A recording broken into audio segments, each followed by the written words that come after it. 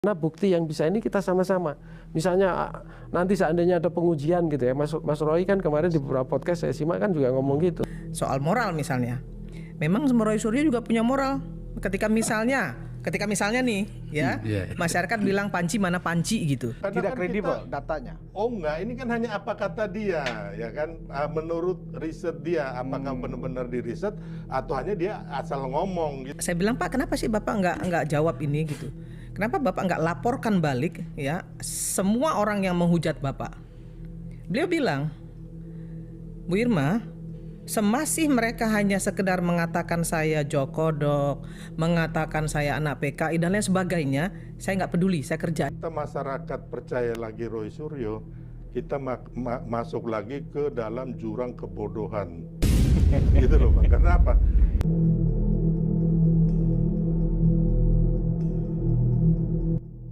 Ya, teman-teman semuanya, selamat bergabung kembali.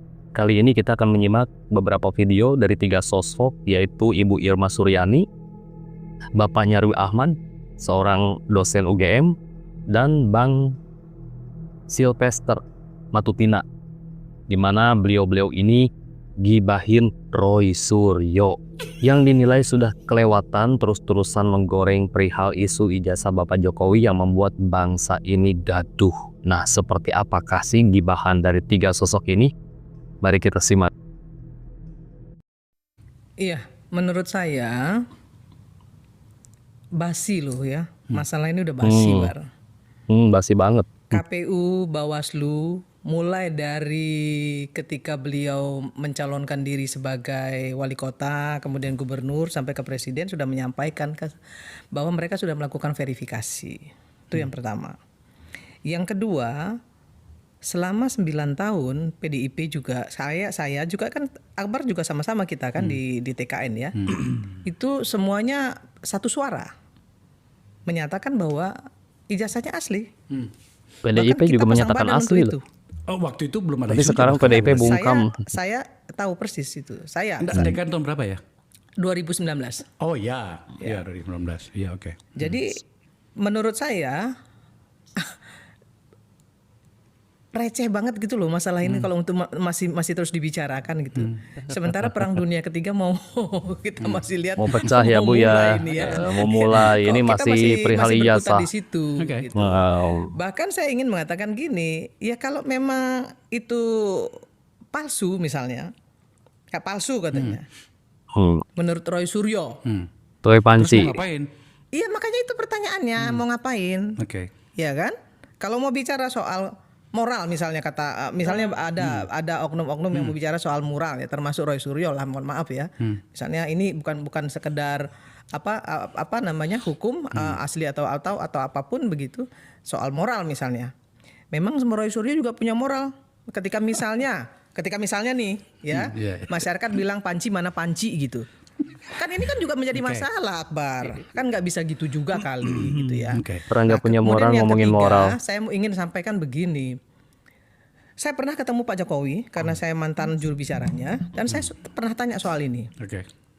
Saya bilang, Pak, kenapa sih Bapak nggak jawab ini gitu? Kenapa Bapak nggak laporkan balik ya semua orang yang menghujat Bapak? Beliau bilang, Bu Irma, semasih mereka hanya sekedar mengatakan saya jokodok, mengatakan saya anak PKI dan lain sebagainya, saya nggak peduli, saya kerja aja untuk rakyat. Tetapi Luar biasa ketika ya. mereka sudah menyentuh tubuh saya, menyakiti anak saya dengan fisik, secara fisik, atau istri saya secara fisik, atau rumah saya lah dilemparin batu misalnya begitu, saya pasti akan bertindak secara hukum. Itu disampaikan beliau ke saya. Luar biasa ya Bapak Jokowi. Saya nggak ngerti sebesar apa kesabaran itu. Kesabaran. Gitu. Dan itu yang Kesabaran mau tuh ditiru mahal ya. Prabowo, tapi Pak Prabowo kan nggak mampu untuk bisa sesabar itu gitu. Nah dia jawab seperti itu. Nah soal asli atau palsu kan institusi sebesar UGM sudah menjawab, KPU sudah menjawab. Terus apa lagi? Betul. karena saya pengajar juga di UGM kan, itu otomatis subjektivitas saya sebagai pengajar salah satu profesor juga di UGM. Nah di sini kita kan juga berpikirnya harus objektif ya. Kita berpikir dalam konteks apa? Kalau itu proses hukum ya ada berita proses di acara, berita acaranya sama ini. Saya kira kita bisa simak bareng-bareng apa yang dituntut, apa yang dipermasalahkan, mana bukti yang bisa ini kita sama-sama. Misalnya nanti seandainya ada pengujian gitu ya, Mas Roy kan kemarin di beberapa podcast saya simak kan juga ngomong gitu. Ya itu saya kira juga bisa juga kan dikatakanlah nanti bisa diuji bareng-bareng kan gitu. Nah cuma balik lagi. Ketika seorang kampus kemudian menjalankan proses pendidikan, kemudian sampai yudisium, mahasiswa lulus, ijazah diserahkan, yang pegang ijazah adalah yang menerima ijazah itu. Ya. Bapak Jokowi. Ya? Apakah Pak Jokowi mau buka apa enggak? Ya hak beliau juga kan gitu. Menunjukkan apa enggak ya? Haknya Pak Jokowi juga kan gitu.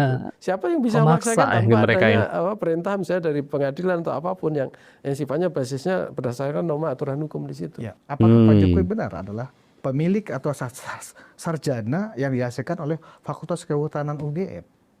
Tanpa kita bicara tentang administratif substansi tentang teknis administratifnya gitu loh Mas. Ya kalau dari berbagai evidence yang sudah beredar dan disampaikan ke publik, ya jelas-jelas dong.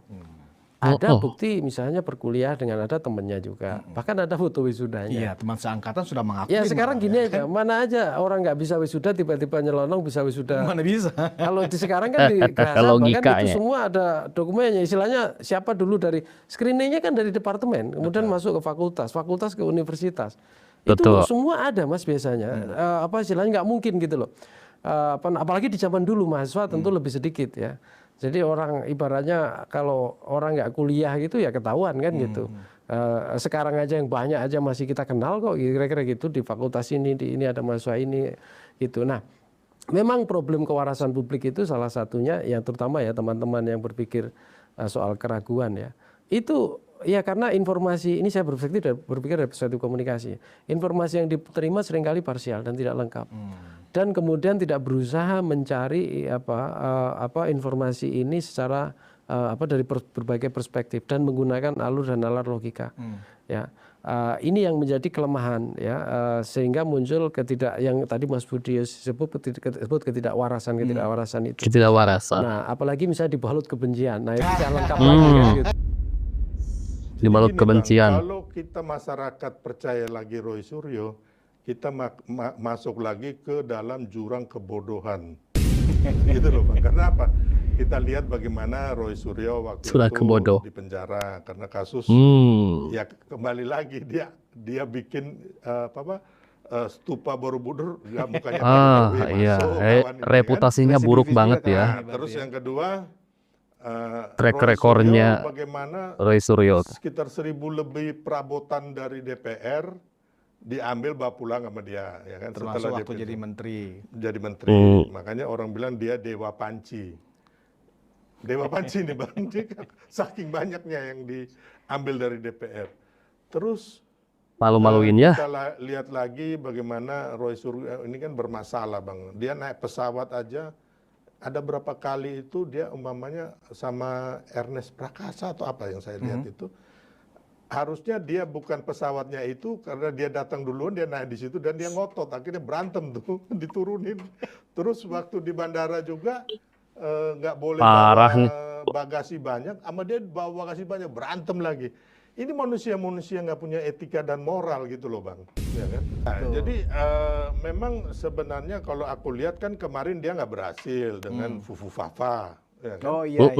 Nah, sekarang dia berubah lagi ke ijazah lagi. Jadi saya lihat ini kan harusnya kan dia sudah masuk penjara, terus sudah banyak meninggalkan kesan yang negatif buat bangsa kita. Reputasinya buruk ya. Menurut Bang Sil, abaikan saja karena memang tidak bisa, karena tidak kan kredibel datanya. Oh enggak, ini kan hanya apa kata dia, ya kan, menurut riset dia, apakah benar-benar diriset atau hanya dia asal ngomong gitu loh Bang.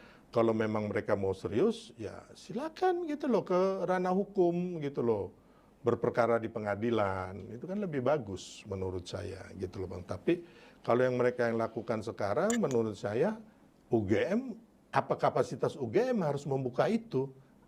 Tidak. Apakah kasusnya udah dibawa ke ranah hukum? Sedangkan kita lihat Bang, ya kan Pak Jokowi itu kembali lagi waktu nyalon wali kota Solo. Otomatis kan KPU dan pimpinan partai akan Meninjau itu, menyelidiki ya ijazahnya. ijazahnya. Terus ternyata lolos, ya kan? Berarti kalau terus yang kedua di KPUD DKI, itu juga kan semua kan yang mendukung Ibu Megawati, Pak Prabowo. Ya kan? PDIP Terus, juga mendukung. waktu presiden ini, Ibu Megawati juga, ya kan, dan ketua-ketua partai itu kan pasti kan tahu dong, paling nggak dari sekretariat partai kan akan menyelidiki, oh ini ijazahnya bagaimana. Terus, ya kan, jadi mana mungkin semua KPUD dari Solo, DKI, KPU RI ini nggak aware gitu loh masalah ijazah ini gitu loh. Masa semua orang ini bisa dibohongin sih gitu loh. Pupu papa aja nggak selesai, sekarang sudah beralih ke ijazah palsu ya si Roy Suryo ini. Dari situ aja kita sudah bisa menyimpulkan bahwa orang ini tuh selama ini menggaungkan bahwa Pupu papa adalah Mas Gibran itu tidak sesuai dengan riset, tidak diriset dulu, asal ngomong, asal mangap, asal cakap gitu kan. Kalau itu memang betul, dia lalui proses riset dulu lah, atau cari-cari bukti yang otentik ya, yang menunjukkan bahwa Pupu papa itu betul adalah Mas Gibran. Masih sampai sekarang masih berlanjut itu Pupu papa gitu kan, masih rame gitu kan, masih jadi topik pembahasan gitu. Tapi karena memang itu hoax, akhirnya si Roy Suryo ini menyerah dan beralih ke ijazah palsu Bapak Jokowi. Udah kayak kutu lompat ya, mencela gitu kan. Terus dia ini nggak ngaca gitu. Udah tahu reputasi dia itu udah jelek gitu kan, banyak sekali kesan negatifnya. Tadi seperti yang disinggung oleh Bu Irma, Roy Suryo membicarakan perihal moral ya. Apakah dia bermoral juga? Sampai panci pun digondol semua ya. Terus saya juga sangat menyayangkan sekali ya bagi mereka-mereka yang tahu ijazah asli Bapak Jokowi, namun mereka memilih bungkam gitu.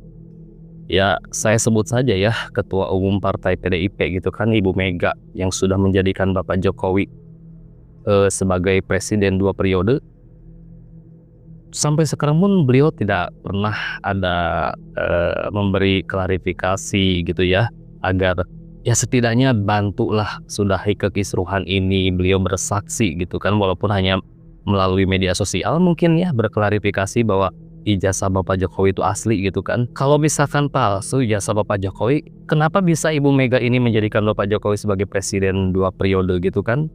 Dan apabila itu betul palsu, berarti ya PDIP ini andil juga harus bertanggung jawab gitu, yang menjadikan Bapak Jokowi sebagai presiden 2 periode gitu kan. Nah seperti Pak Anies Baswedan juga sama, tidak pernah memberi klarifikasi, padahal Pak Anies itu pasti tahu betul gitu ya ijazahnya Bapak Jokowi gitu kan. Ini mereka tuh sebenarnya sudah kehilangan cara ya, udah sekak sebenarnya gitu kan, udah buntu gitu. Apalagi pihak UGM itu kan ketika dijumpai oleh timnya mereka ya, tim TPUA itu kan, di mana UGM ini mengajukan untuk ke pengadilan ya. Tapi kan mereka tidak mau gitu. Harusnya mereka mau, itu lebih bagus gitu kan, terbuka di sana gitu. Tapi kan mereka lebih berharap menyelesaikan perkara ini secara kekeluargaan. Karena katanya Roy Suryo, Dr. Tifa, dan Bang Rismon adalah alumni UGM juga gitu kan ya. Tapi gak bisa kayak gitu dong. Mau kekeluargaan gimana, orang mereka dikasih data aja oleh UGM kayak skripsi asli Bapak Jokowi aja, mereka komentarnya di luar kan beda lagi gitu ya. Penuh sekali dengan prasangka gitu, katanya skripsinya anu gitu, tulisannya beda lah apalah gitu. Jadi kalau gak percaya sama UGM ya ke pengadilan dong gitu. Aduh, Roy Panci. Nah, teman-teman, mungkin sekian video kali ini. Terima kasih sudah menyimak. Semoga videonya bermanfaat buat kita semua ya. Itulah tanggapan dari ketiga sosok yang luar biasa, di mana salah satunya ada idola saya ya, Ibu Irma. Semoga teman-teman dan keluarga selalu diberi kesehatan dan rezekinya pun selalu diberi kelancaran. Saya pamit, sampai jumpa lagi di next video.